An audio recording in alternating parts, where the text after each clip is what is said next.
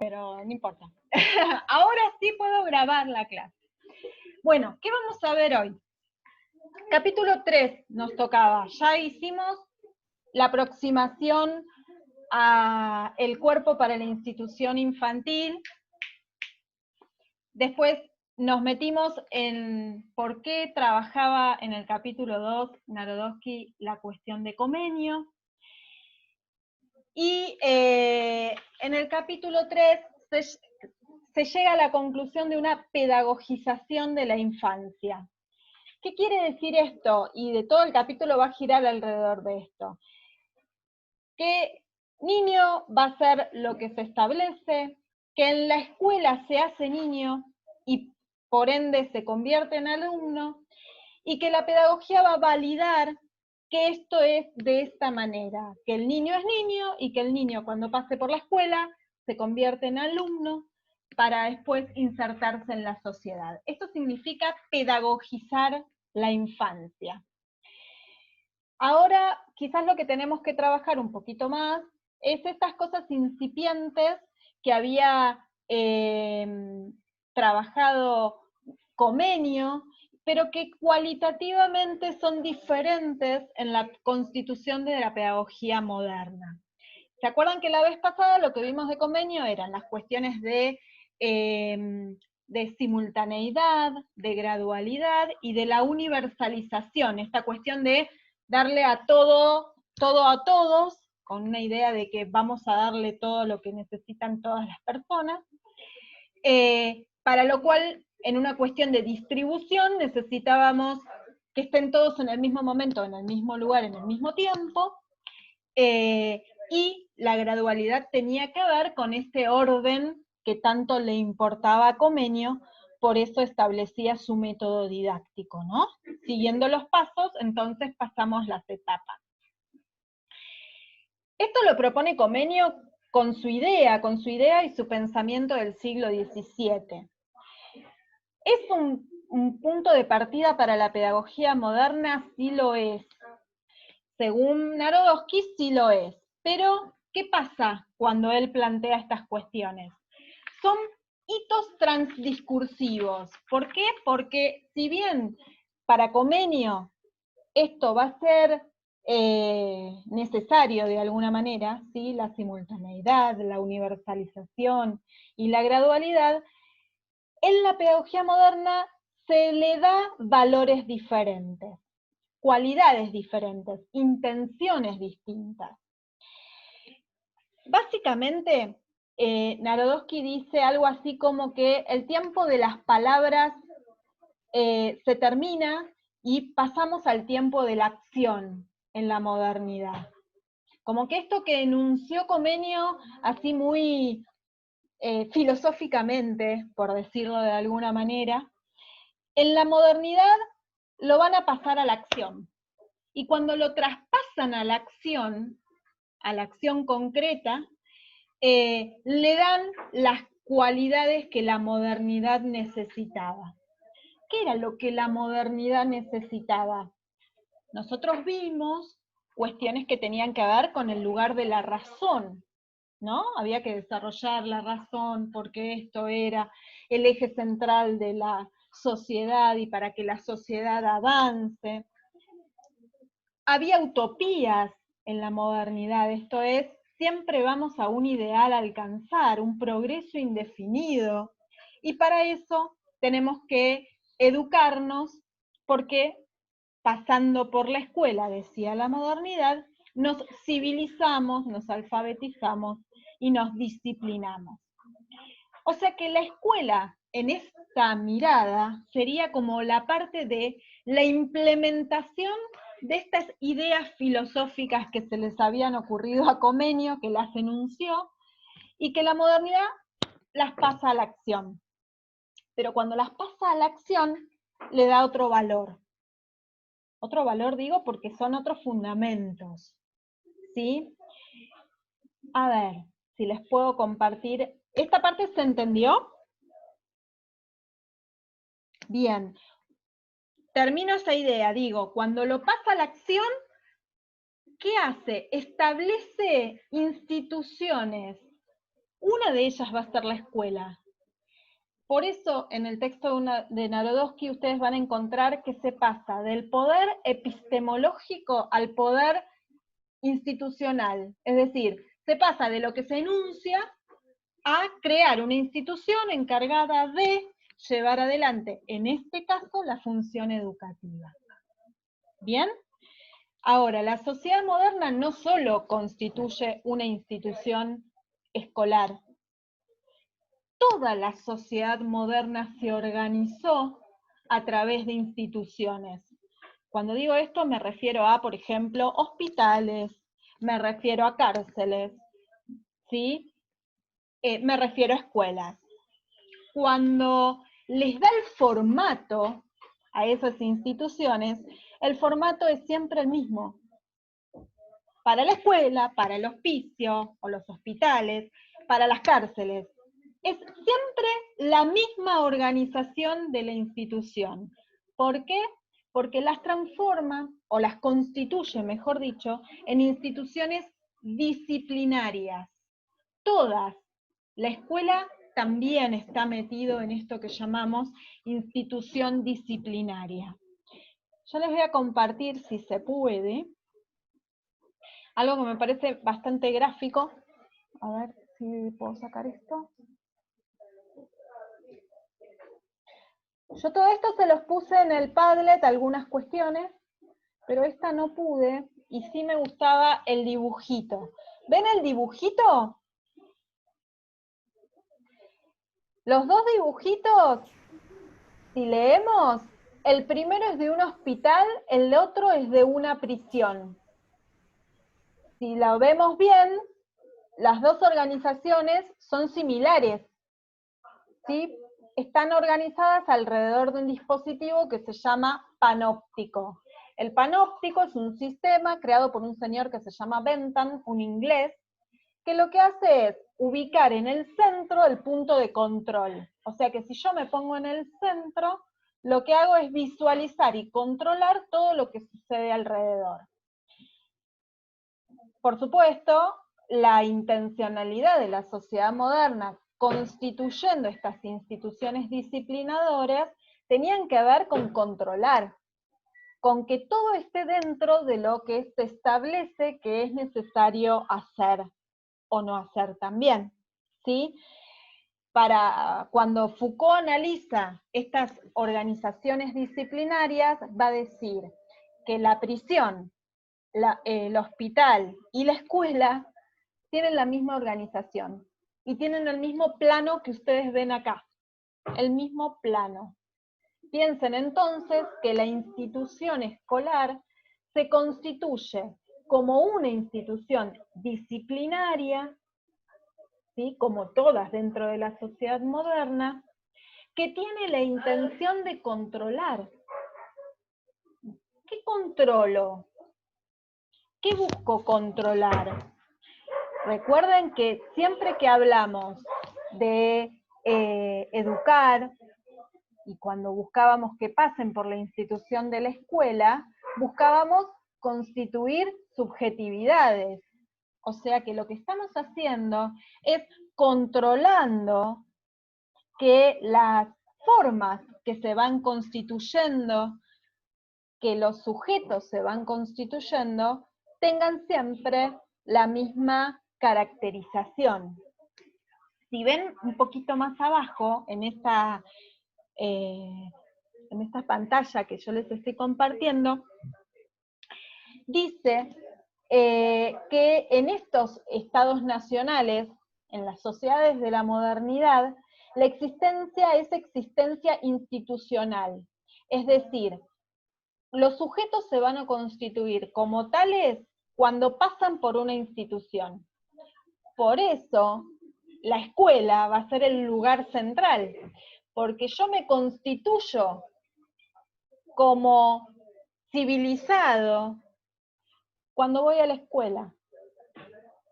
Esto es lo que va a buscar la modernidad con la institución escolar. Pero obviamente, cuando paso por esa escuela, todo lo que sucede en ese dispositivo disciplinario es la búsqueda de la constitución de una subjetividad homogénea, todos teníamos que salir iguales. ¿Se acuerdan la foto que compartimos en el Padlet, donde entrábamos en la máquina y desperdiciaban nuestras diferencias y salíamos todos peinados de la misma manera? Esa imagen es la que se buscaba, porque esa fue la intención, constituir subjetividades con una única mirada. ¿Cuál era esa mirada? La mirada de la modernidad, la mirada de la utopía a realizarse, la idea de que la educación me lleva al desarrollo individual, que yo con educación escalo socialmente. Todas estas ideas son las que se instalan y forjan de alguna manera esta subjetividad. Ahora, cuando yo quiero imponer la manera de ver las cosas, por supuesto tengo que controlar que vos no pienses lo que quieras pensar. Vos tenés que pensar lo que yo quiero que pienses. ¿Se ve? Porque las diferencias no eran tenidas en cuenta. Las historias de cada uno no importaban. Importaba que vos, cuando pasaras por ahí, te establezcas con una mirada homogénea. Esto lo hablamos muchas veces cuando decíamos lo de el rol de lo femenino, por ejemplo, ¿no? El rol de la mujer o el rol del hombre. Vos podías tener una configuración familiar distinta de la familia tipo, pero no estabas dentro de la normalidad. La imagen o la idea de familia tipo, mamá, papá, hijo, hija, aunque vos no la tuvieses, ¿qué pasaba? Sí era la familia tipo, o el ideal a alcanzar, porque así se instalaba como la imagen homogénea de familia. Entonces, si yo preguntara en 1950, por ejemplo, o en los años 20, ¿cuál era la familia tipo?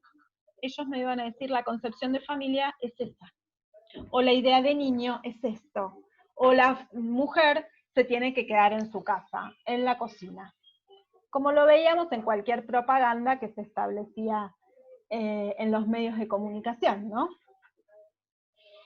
Y de hecho muchas de esas imágenes que por ahí hoy con las cuestiones de género están un poquito más revisadas, pero sin embargo siguen estando presentes. Y siguen luchando y entran en tensión con las nuevas construcciones culturales. ¿Se entiende que la escuela entonces se constituye como una institución disciplinaria? ¿Y qué significa una institución disciplinaria? ¿O más o menos? Sí, vale. Sí, bien, entonces, el capítulo 3 de Narodowski está explicando esto. Lo está explicando desde el lugar de, primero, conectarlo con el capítulo anterior de Comenio, diciendo que Comenio representa el inicio de la pedagogía, pero hay una cuestión con la transdiscursividad que produce ciertos acoples, dice, que sirven como punto de partida, pero que después en las sociedades modernas se revaloriza desde otro lugar. Estos dispositivos pedagógicos, el dispositivo de una institución especializada para llevar adelante la función educativa, del lugar del especialista, del dispositivo de alianza, ¿sí? Familia-escuela. Necesitamos que vayan a la escuela, con lo cual lo tengo que sacar del seno familiar. Y más técnicamente las cuestiones de simultaneidad, las cuestiones de gradualidad, que habíamos conversado con respecto a Comenio. Esto es lo que van a encontrar entonces en el capítulo 3. Hay dos apartaditos en el capítulo 3, bastante extensos, referidos a la vigilancia y el control, que no giran más que alrededor de esta imagen que yo les mostré, que tiene que ver con el dispositivo de control, y el panóptico va a hablar un poquito de la pedagogía lasellana, pero yo preferiría esperar para meterme en ese tema. Y después hay otro apartadito con respecto a las reglas de la buena educación, las reglas de lo que va a llamar civilidad.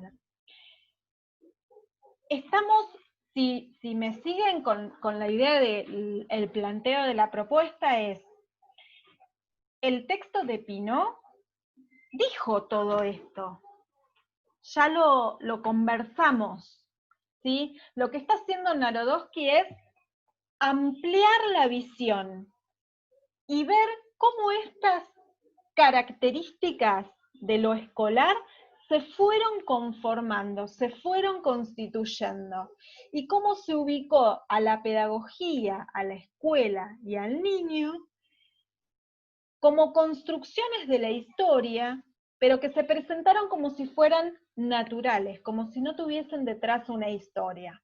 Nosotros lo que estamos viendo es que sí hubo historia, y que hubo intenciones, y que hubo fundamentos con los cuales estas instituciones se constituyeron, ¿sí? Y que están relacionadas íntimamente con la constitución de subjetividades. Y si nos volvemos sobre el primer encuentro que tuvimos, ¿sí? Que hablábamos un poquito de Antelo, ¿no? Y veíamos la concepción de educar, que impactó mucho esta cuestión de, pará, porque estamos constituyendo subjetividades, es esto. Ahí se ve claramente. Entonces ahora tendríamos que pensar en el contexto de hoy, ¿qué lugar le queremos dar a la escuela? Porque viendo esta historia, tenemos algunas ideas de lo que se buscó. Ustedes en sus audios pudieron decirme que hoy encontramos muchos cambios, que el contexto es otro, que lo que se buscan son otras cosas. Pero ¿qué pasa con la escuela? ¿Qué le pasa a la escuela? ¿Y qué contradicciones se mueven en ella? ¿Sí? A ver, yo les puse acá en el Padlet. Vamos a ver. Un par de cosas.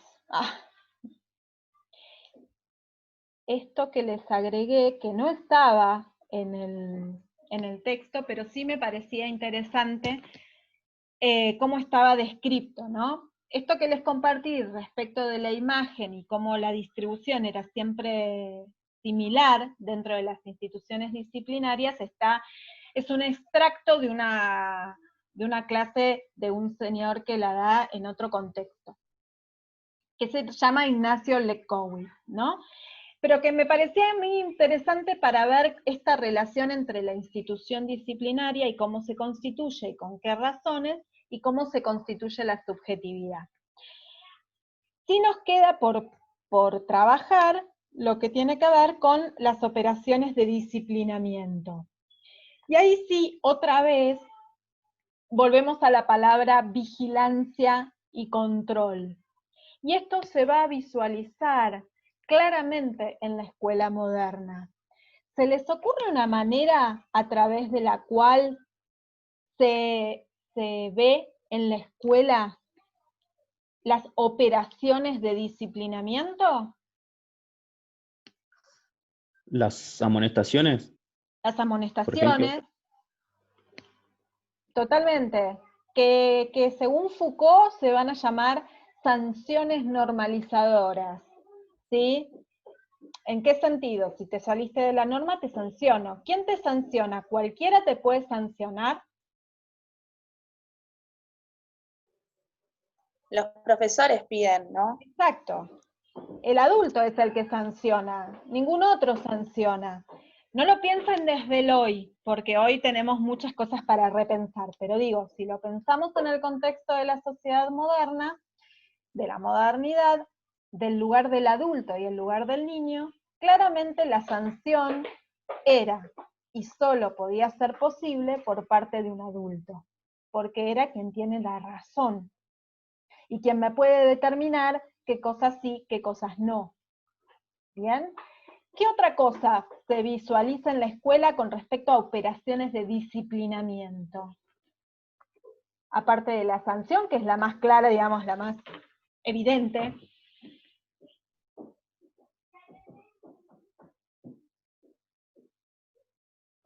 ¿Se les ocurre alguna otra? El llamado El llamado, perdón.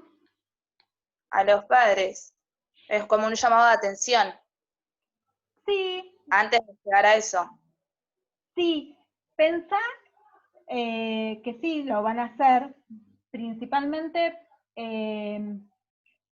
buscando ser quien determina, ¿no? Que la escuela se plante como el lugar de sanción.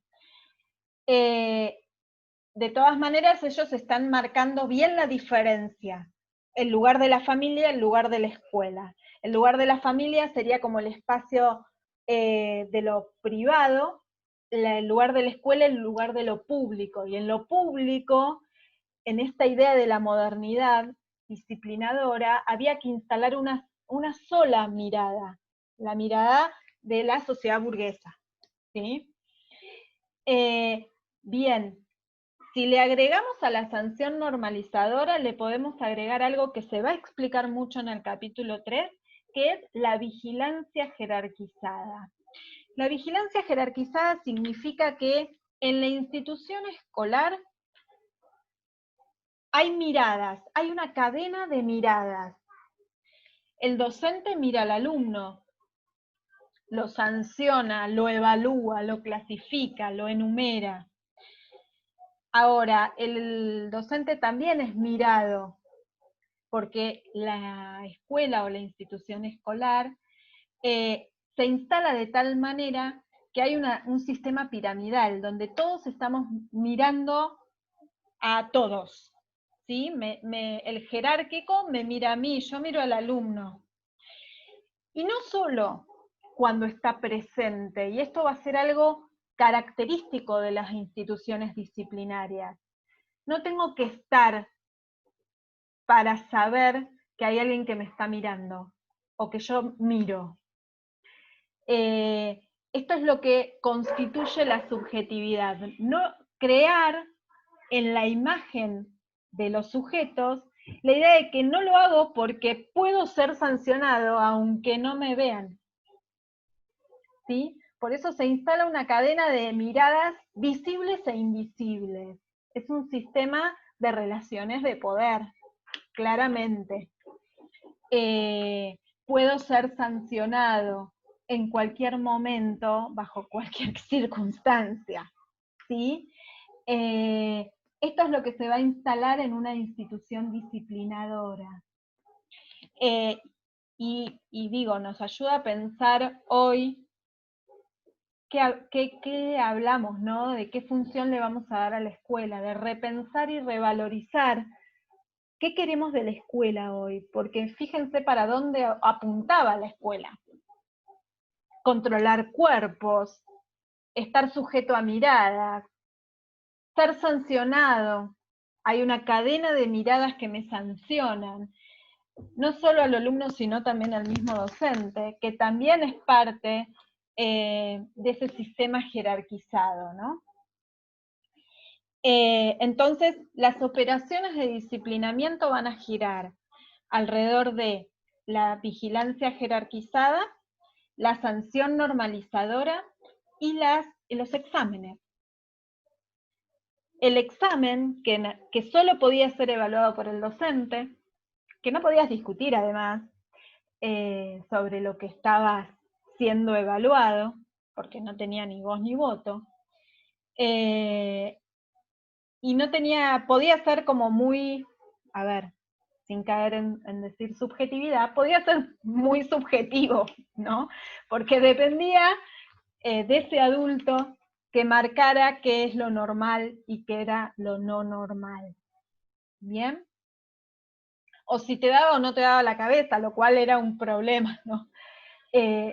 Y ahí entra en otra de las, muchos de sus audios giraron alrededor del fracaso escolar, que les había impactado, ¿no? Las cuestiones de si era responsabilidad del otro el fracaso escolar, o si había algo del formato de lo escolar que se había constituido en la modernidad que estaba sopesando para que ese fracaso escolar se produjese, ¿no?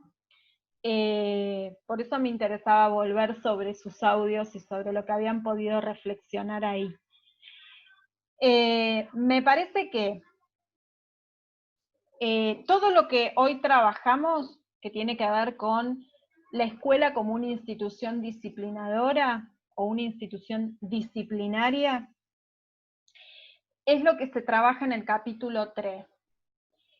Busca explicar cómo la pedagogía se ocupó de normativizar a la infancia. A ver, la nombra, la enuncia y la encuadra.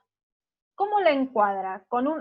Le constituye una institución, le crea una institución, la escuela, que va a tener un determinado formato y que va a tener una organización disciplinadora, ¿sí? Con esta cadena de miradas, con esta sanción normalizadora y con estos exámenes que clasifican, enumeran y determinan dónde estoy, ¿sí? Ahí yo les recorté algunas frasecitas para que no se nos confundan, se las puse ahí en el Padlet, pero me parecía interesante, fíjense que dice, se constituye el concepto de infancia como sujeto carente, sujeto capaz de aprender y necesitado de salir de su seno familiar, sujeto constituido en una institución, la escuela. Se lo delimita en edad, hasta acá niño, ¿sí? Y además lo ubico en una escuela. Tenés que ir, por ser niño, a ir a la escuela, porque ahí te vamos a controlar y te vamos a decir lo que tenés que pensar. ¿Bien? ¿Esto se fue como entendiendo? Sí, vale. Sí, vale. Bueno. Sí, profe. Qué bueno que me dicen todo que sí, muy bien. Ahora vamos a quedar ahí. En el Padlet tienen todas estas líneas descriptas. Si podemos como aproximarnos a la construcción de estos conceptos, para mí está más que bien, digamos. Pudimos como ir trabajando muchas de las ideas y no sé, yo le di como una vuelta de rosca, fuimos y vinimos, pero bueno, ojalá que se vaya como comprendiendo desde dónde es que me interesa que podamos compartir el texto de Narodowski. Seguramente hay textos más amigables que el de Narodowski, pero me parece que estamos ya en condiciones de poder ver este tipo de texto con este vocabulario que él usa y como con la mirada, ¿no? A mí me interesa que puedan ver un pedagogo que explica y cuenta su investigación y desde dónde la hace. Y sobre todo, bueno, a lo que a nosotros nos importa en este momento, que tiene que ver con ver que la escuela es producto de un momento histórico, de una construcción, que buscó determinadas cosas y que para eso fue creada, y que hoy la tenemos que repensar, la tenemos que resignificar, y es lo que nosotros vamos a ver cuando nos volvamos a encontrar. Es decir, con todo este panorama, genial, ¿y ahora qué pasa? ¿Y ahora qué? Porque todo esto pasó, nos falta un poquito igual, nos falta la pedagogía lasellana, los últimos capítulos de Narodowski que los vamos a retomar, pero una vez que todo eso lo podamos ver, ¿qué pasa hoy? ¿Qué lugar le damos a la escuela? ¿Tiene el mismo formato? ¿No lo tiene? ¿Busca lo mismo? ¿No lo busca? ¿Qué sujetos atraviesan por ella? ¿Quiénes los docentes, quiénes son? ¿O cómo se los entiende? Porque eso es lo que les va a pasar a ustedes cuando vayan a la escuela, ¿no? A esta escuela. Y se van a encontrar con muchas contradicciones seguramente. Pero si las vamos pensando desde ahora, entramos con muchas preguntas para hacer y para tomar decisiones al respecto. Bien, entonces, los invito a leer el capítulo 3. Nos van a quedar entonces por hacer 3 redes, ¿sí? La 1 que ya la entregaron, la 2 que están por entregar, y la del capítulo 3. ¿Sí? Esas 3. Y yo no les voy a agregar más nada, más que este material para compartir y leer, y repensar algunos de los conceptos. Pero todo esto se los pongo en la plataforma. Entonces nos ponemos al día y entregamos todo. Hasta ahí vamos bien. Bien, entonces nos encontramos el próximo jueves. Cualquier cosa me preguntan igual. ¿Todos pudieron entrar a la plataforma? Sí, sí. Bien, Sí. genial. Sí. Buenísimo. Nos vemos entonces. Cualquier cosa, Chao, vale. nos Vale, vemos. vale. Chao. Dale, vale, gracias.